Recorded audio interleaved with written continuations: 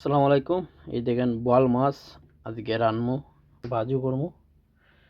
ভাজি হইরা দেখেন বোয়াল মাছের কত, মনে হয় 6-7 কেজি বলটা। বলের কালার এই দেখেন, বল মাছ ভাজি করলাম। করতে অভ্যেস হয়েছি, আর তেলের মধ্যে হাত পড়লে বোঝা যায় পুড়ে না, দেখছেন নি? এই দেখেন বোয়াল মাছ ভাজি করলাম। পরিমাণ মতন এই 2টা পেঁয়াজ দিছি, একটা রসুন দিছি, কিছু কাঁচামরিচ দিছি, আর পরিমাণ মতন তেল দিয়ে দিছি। এটারে হালকা একটু পেঁয়াজ রসুনটারে ভাজবো। বল মাছটারে উল্টাই দিই,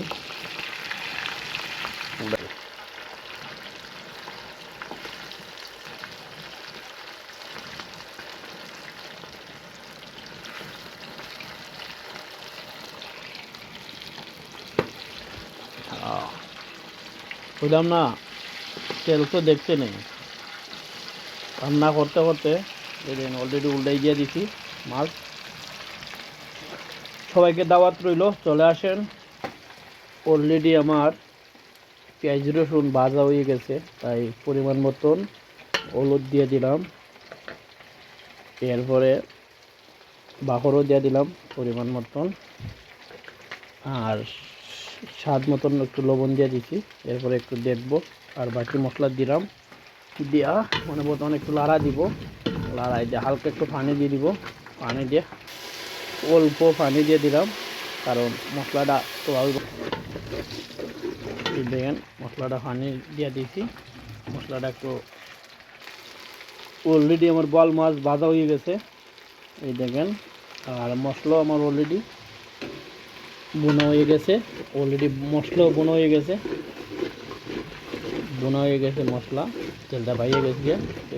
আমি অনেক দিয়ে দিব টমেটো। টমেটো আমি দইয়ে দইয়ে কেটে সুন্দর করে রেখেছি, আমি দিয়ে দিলাম টমেটো। টমেটো দিয়ে দিলাম, টমেটোটা হালকা জাল দিব, জাল দিয়া এই দেখেন টমেটো নিয়ে আস্তে রাখবো। এই দেখেন অবস্থা,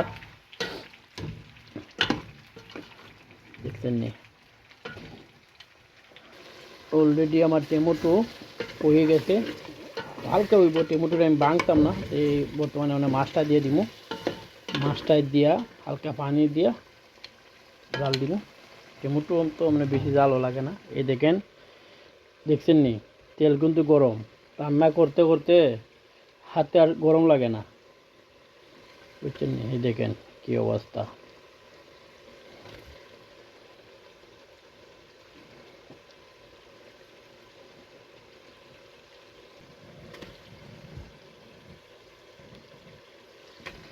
অলরেডি দিয়ে দিছি মাছ। এই দেখেন আমার তরকারি অলরেডি হয়ে গেছে, আর কেমন কালারটা আসছে আপনারা কমেন্ট বক্সে বলে দিবেন। দেখেন, দেখতেই পাচ্ছেন কিরকম কালার তরকারির। আশা করি ভালো হবে, স্বাদও হবে। এই দেখেন কি অবস্থা তরকারি, বল মাছের তরকারি, সেই স্বাদ। কত স্বাদ, কে দিয়েছে তরকারি সেটা বুঝতে পারি নাই। আপনারা যদি বলে দেন, কমেন্ট বক্সগুলো আছে বলে দিবেন।